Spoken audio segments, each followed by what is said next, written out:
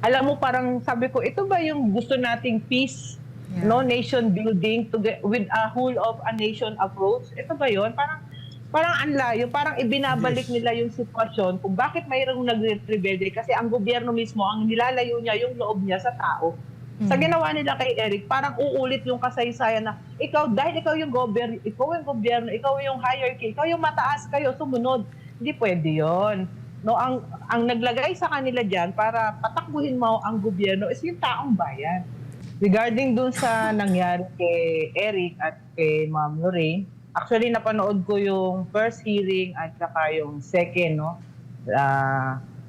Doon ako sa second na nabigla. Sa totoo lang, nabigla, nagulat, at parang natakot, bigla akong natakot.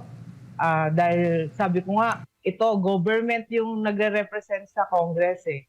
Pero kung kay ka Eric nangyari yon at kay Ma'am Lorraine, paano na yung mga simpleng mamamayan na umaasa, no, ng magandang ganansya sa ating pamahalaan? Kasi knowing ka Eric and knowing Ma'am Lorraine, nandoon lang naman sila sa punto na nagsasabi lang sila ng kanilang mga nararamdaman. At tingin nila, ang pinapahayag lang naman nila nung araw na yun is yung rights nila as individual na nakasaad naman yon sa ating konstitusyon. So yung takot talagang na ano ko doon, na sabi ko, paano na yung individual na maharap sa ganun, yung malagay sa ganung sitwasyon, no? Lalo na kung wala talagang magtatanggol. Pwede pa lang, nangyayari pala talaga.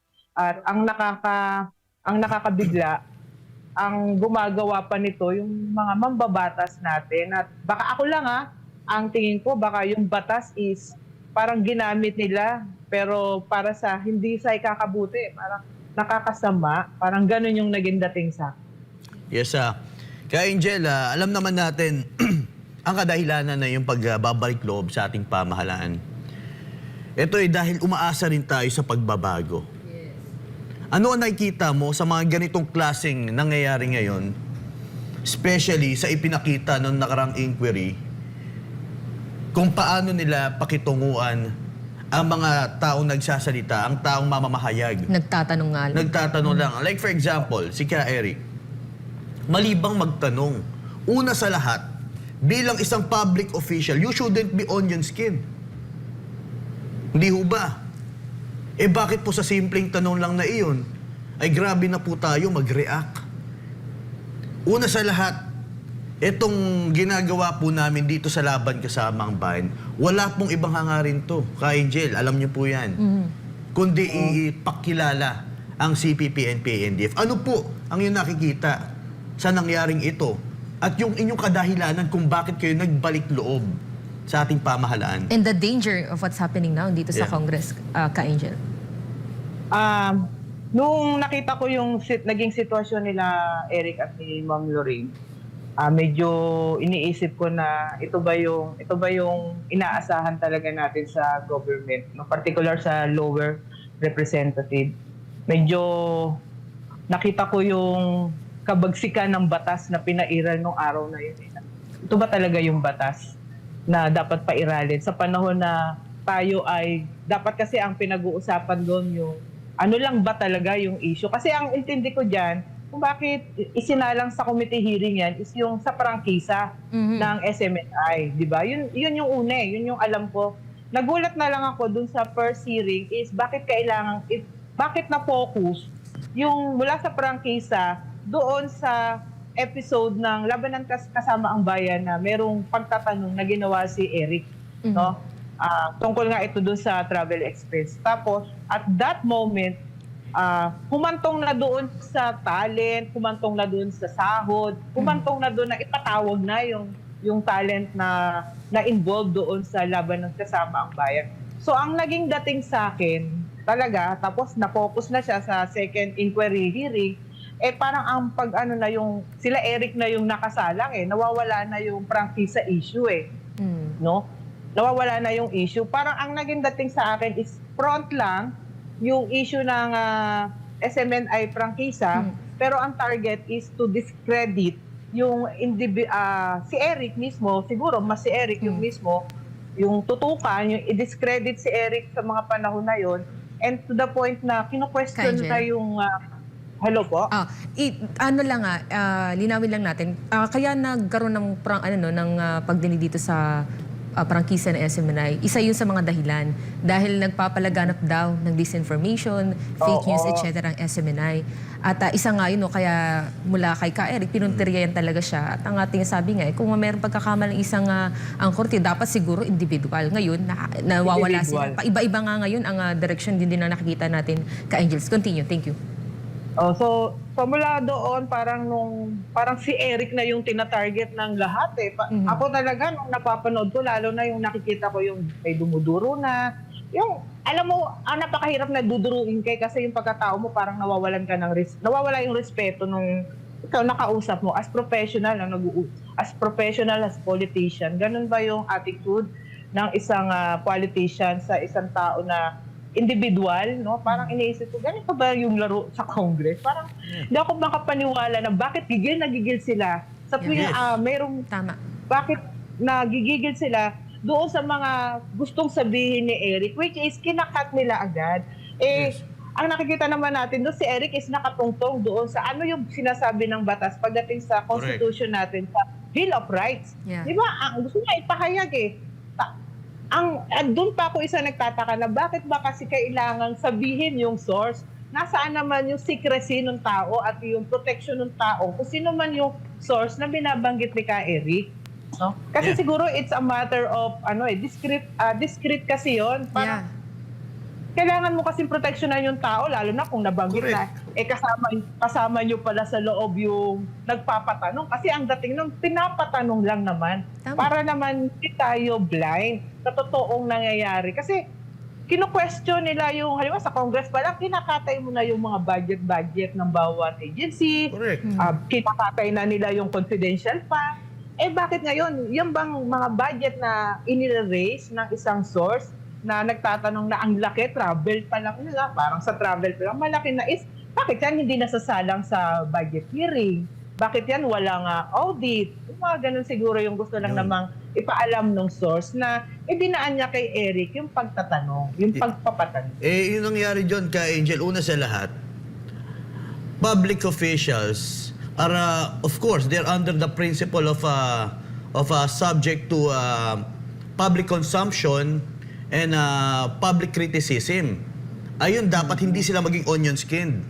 Asan na pang insulto nga doon pagtatanong nga lang yun Actually, madali lang, di ba? Sinagot naman nila, paliwanag lang nila. At saka yung binasa natin, karapatan ng, i-lay down mo, ipakita mo yung budget na iyon, kung saan napunta. Ang nangyari, Ka Angel, mga kababayan, Miss Ina, itong inilabas ng isang mahusay din na nag-vlogger din, si Surogando Sasot, na dati rin kasama natin dito, ang nagresulta sa pagpapahayag nila patungkol sa 39 million ay lalong nabuksan ang malaking question sa mga kababayan na December na. Asaan ang 2 billion correct me if I'm wrong, 26 something million. It's 2 billion, 66 million something. Yeah, 266. Pero yung natitirang 2.26. Less 40 million more or less. Yes. Nasaan na po iyon? Ayun. Bakit hindi po natin ipakita? Buksan ang libro. At saka yung sinasabi po, patungkol savings, kinorek din to ni Sas. Hindi po savings ang sobra-sobrang natira na 2.26, kung di ako nagkakamali, 2 billion, 26 million, asaan na po ba ito? Savings Tatanong po lang ba po ito? tayo, ha? Yan. Savings po ba ito? Saan po? Ito po ililay down natin. Itong, nakikita ko dito, ang pagtatanong ni Ka Eric, ang ginamit na instrumento para malaman ng bawat Pilipino ang budget Lalong nabuksan. dyan sa Kongreso. Kayo po ang nag-lay down.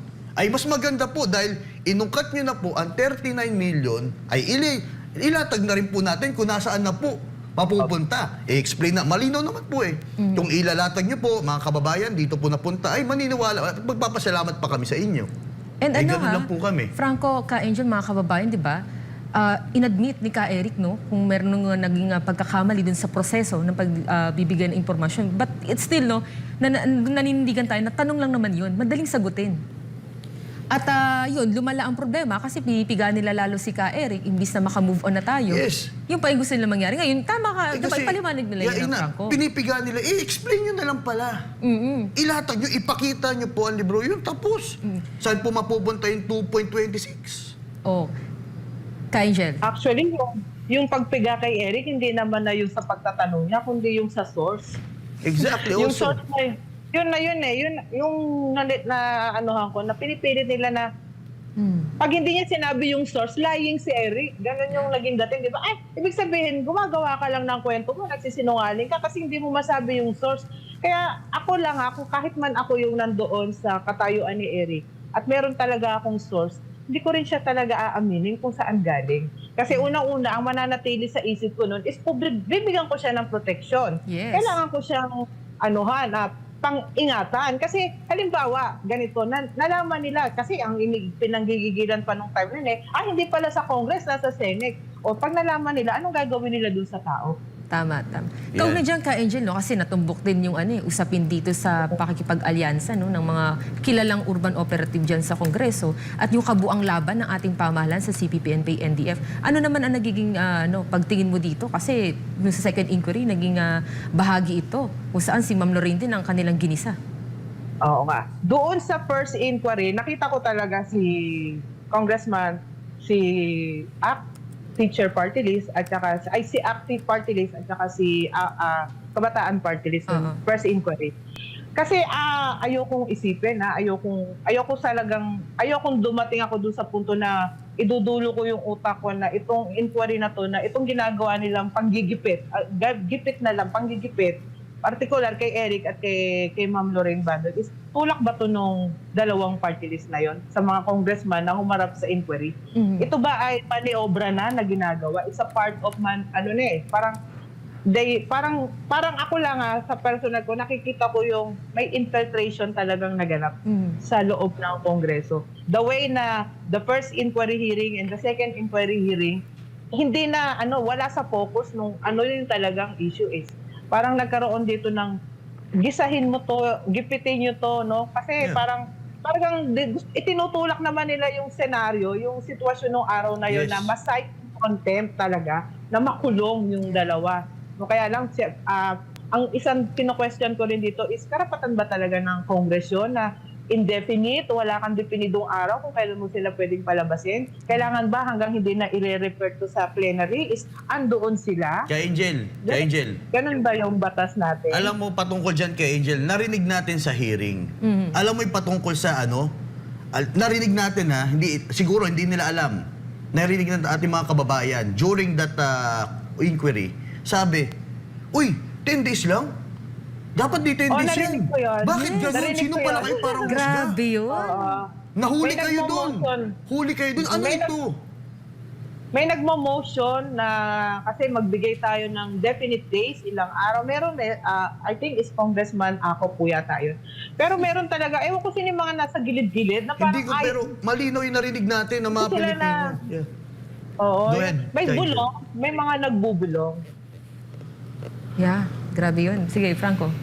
Kaya, ayan, yung nangyaring inquiry na yun, naku, reaction po ng ating mga kababayan ay talaga namang, ganito na ba ang mangyayari ngayon sa ating mga mambabatas, sa ating pinaka-nire-respeto? Ganito tayo. Yun nga din yung malaking tanong sa akin. Actually, nung hindi ko naumpisahan yung inquiry kasi may activity ako ng time na yun. Na ang nakikita ko kasi is si Ma'am Lorena Tapos iniisip ko, bakit wala si Eric? So na-late pala ako, kaya ang ginawa ko, hinanap ko yung pinaka-preview. Yung unang-una pa lang, doon ako nag-direct yung tuloy. So sa totoo lang, tinawagan ko agad si Eric. Sabi ko, brother, bakit wala ka doon sa inquiry? Medyo nagigisa si Ma'am Lorena. Yung pala, naka-detain na siya, na-cite in contempt na siya. So ang ginawa ko, binalikan ko yung hindi ko napanood bago nagbalik ako dun sa pinakahuli na hanggang kay Ma'am Lorena. So sabi ko, bakit? Anong kasalanan mo? Ganyan-ganyan. Bakit kulong? Bakit sila ang magkukulong sa'yo? May kaso ka ba? Yun agad yung inanuhan ko Sabi niya, yun nga, medyo nagkaroon na ng struggle. Hindi na parang iba na kasi yung dating nung usapan. So pinanood ko. So nakita ko yung, alam mo, parang sabi ko, ito ba yung gusto nating peace Yeah. no nation building with a whole of a nation approach. Ito ba 'yon? Parang ang layo, parang ibinabalik Yes. nila yung sitwasyon kung bakit mayroong nagre-rebelde kasi ang gobyerno mismo ang nilalayo niya yung loob niya sa tao. Sa ginawa nila kay Eric, parang uulit yung kasaysayan na dahil ikaw yung gobyerno, ikaw yung hierarchy, ikaw yung mataas, kayo sumunod. Hindi pwede 'yon. No, ang naglagay sa kanila diyan para patakbuhin mo ang gobyerno is yung taong bayan.